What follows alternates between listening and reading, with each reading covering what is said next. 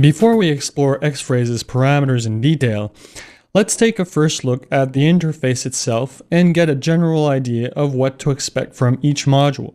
The file browser is the place where combis and patches appear.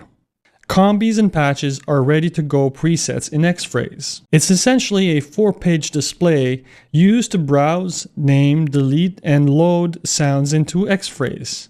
You'll find more about this portion of the interface in the Combis and Patches chapter.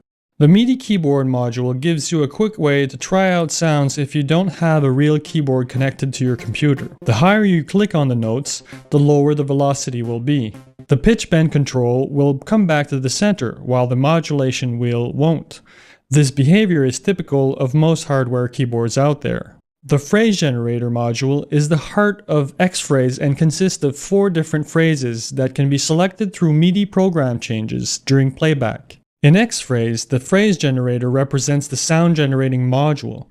If this were an analog synth, it would be called the oscillator since it plays a similar role here. However, the phrase generator is, as you will discover, far more complex than a simple oscillator.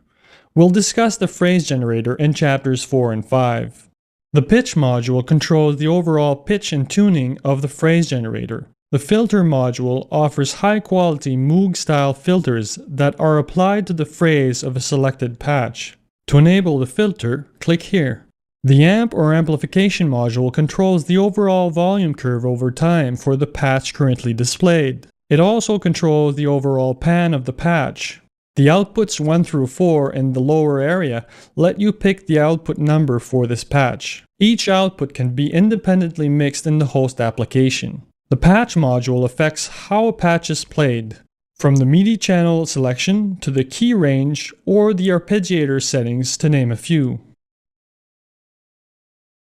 The Auxilary or Aux envelope module is really 2 modules. The 1 and 2 buttons allow you to toggle between each auxiliary envelope. These 2 envelopes are similar to the filter envelope. However, they are not locked to a specific parameter. You need to associate the envelope with the modulation source. To find out more, check out chapter 8. The effects module offers a wide variety of effects that you can assign to the displayed patch. This module needs to be enabled to be active.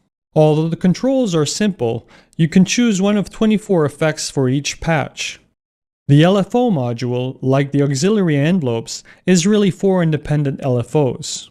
LFO is the acronym for Low Frequency Oscillator, which modulates a sound using a low frequency waveform. The LFOs are not hardwired and need to be associated with a destination through the mod section. The mod or modulation panel is like a parameter patch bay, allowing you to connect the modulation sources represented by the buttons in the panel with a number of modulation destinations. Destinations are represented by rotary buttons displaying a position mark like this. Needless to say, you'll probably understand the depth and programming flexibility this offers when you see how this works, but we'll get to this in chapter 8.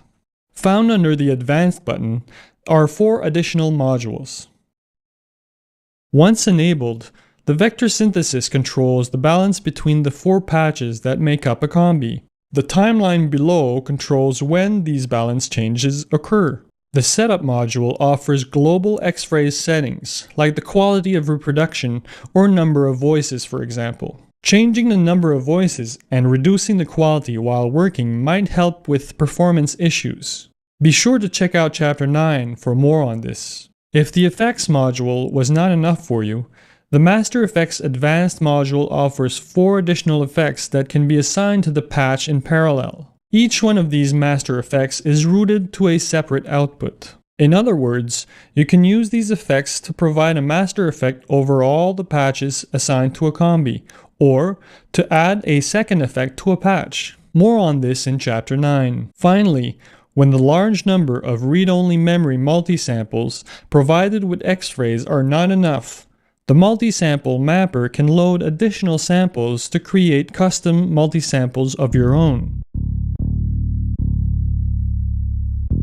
The mapper provides limitless expansion possibilities since you can carve your patch out of any sample that suits your musical style or taste. You can load up to 64 user multisamples that can be saved with patches and combis. Xphraze will support both WAV and AIFF formats. This overview got us acquainted with the Xphraze interface, and everything we saw will be covered in greater details in the following chapters.